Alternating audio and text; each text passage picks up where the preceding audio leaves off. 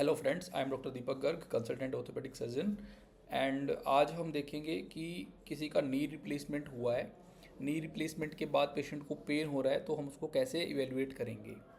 तो हम सब सिस्टमिक अप्रोच हमें यूज करनी चाहिए। सबसे पहले हम पेशेंट की हिस्ट्री लेते हैं कि अगर नी रिप्लेसमेंट के बाद पेशेंट हमारे पास आता है दर्द के साथ, कोई ट्रॉमा की हिस्ट्री तो नहीं है, पेशेंट को चोट तो नहीं लगी है, कहीं पे कोई पस तो नहीं आ रहा है, पेशेंट को फीवर तो नहीं है, पेशेंट का वेट लॉस तो नहीं हुआ, पेशेंट को भूख सही लगती है कि नहीं लगती है, पेशेंट को कोई आवाज़ तो नहीं आती है घुटने के अंदर से, पेशेंट को ऐसा तो नहीं लगता है कि वो अगर चलेगा तो गिर जाएगा।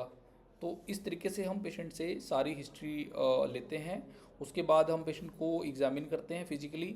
एग्ज़ामिन करने के लिए हम पेशेंट को देखते हैं कि पेशेंट का गेट कैसा है, भाई चलने में पेशेंट को दिक्कत आ रही है क्या, चलने में पेशेंट को दर्द हो रहा है क्या, फिर पेशेंट का घुटना कितना मुड़ता है, पूरा घुटना मुड़ता है कि नहीं, रेंज ऑफ मोशन पूरी है कि नहीं। फिर हम पेशेंट का देखते हैं कि स्वेलिंग तो नहीं है, कोई रेडनेस तो नहीं है, वहाँ पे कोई इन्फ्लेमेशन तो नहीं है, वहाँ से घुटने के अंदर से कोई पानी जैसा कोई कुछ तो नहीं आ रहा, पस तो नहीं आ रहा घुटने के अंदर से। तो इस तरीके से हम पेशेंट को फिजिकली एग्जामिन करते हैं। उसके बाद पेशेंट के लैब, जो मेन लैब हम भेजते हैं, जो मेन मैटर करती है हमारे लिए, वो सीबीसी, ईएसआर एंड सीआरपी है, जो हमें एक आइडिया देती है कि कोई इन्फ्लेमेटरी या इन्फेक्टिव चीज़ घुटने के अंदर चल रही है कि नहीं चल रही है। इमेजिंग में हम एक्सरे पेशेंट क्या करवाते हैं, एक वेट बेयरिंग एक्सरे करवाते हैं, जिससे हमें ये पता चल जाता है कि अलाइनमेंट इम्प्लांट की सही है कि नहीं है।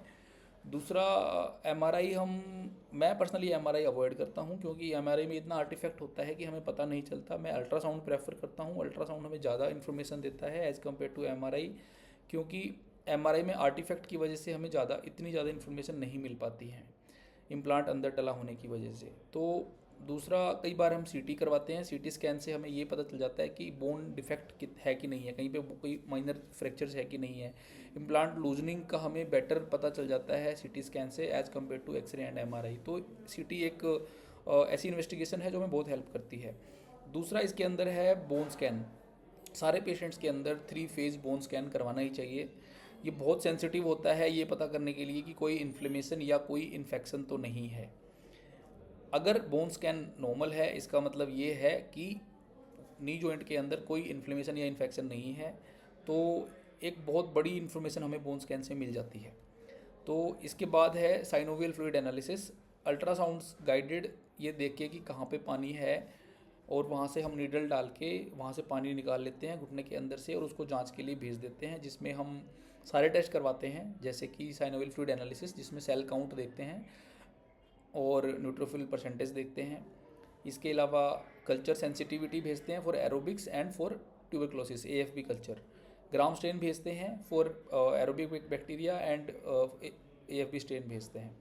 इसके अलावा हम माइकोबैक्टीरियम ट्यूबरक्लोसिस के लिए सीबी नेट या जीन एक्सपर्ट टेस्ट जरूर भेजते हैं। तो ये टेस्ट हम साइनोवियल फ्लूइड एनालिसिस से भेजते हैं। ये सारे हमें अगर हम कोई सर्जिकल प्लान कर रहे हैं या कुछ प्लान कर रहे हैं, सबसे पहले हमारे पास ये इन्फॉर्मेशन होनी बहुत ज़रूरी है।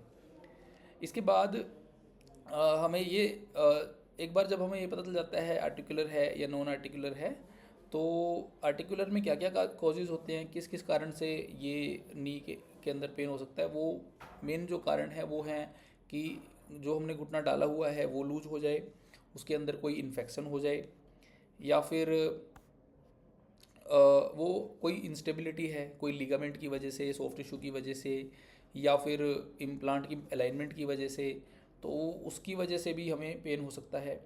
या फिर कोई कंपोनेंट टूट गया है, या कंपोनेंट के अंदर कोई और दिक्कत आ गई है, जिसको हम कंपोनेंट फेलियर बोलते हैं, वो कारण हो सकता है।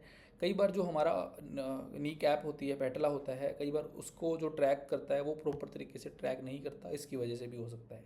और कई बार जो हम ऑलरेडी देख चुके हैं कि लूजनिंग, उसके पेरीप्रोस्थेटिक ऑस्टियोलिसिस भी एक कारण होता है। तो नॉन आर्टिकुलर रीजन यानी कि घुटने के अलावा भी कहीं और से दर्द आ सकता है क्या नी में? हाँ, आ सकता है, बिल्कुल आ सकता है। हिप से आ सकता है, स्पाइन से आ सकता है, खून की नसों से वेस्कुलर कोजेज हो सकते हैं, कई बार टेंडिनाइटिस या बर्साइटिस भी होता है। तो इस तरीके से बहुत सारे कारण हो सकते हैं।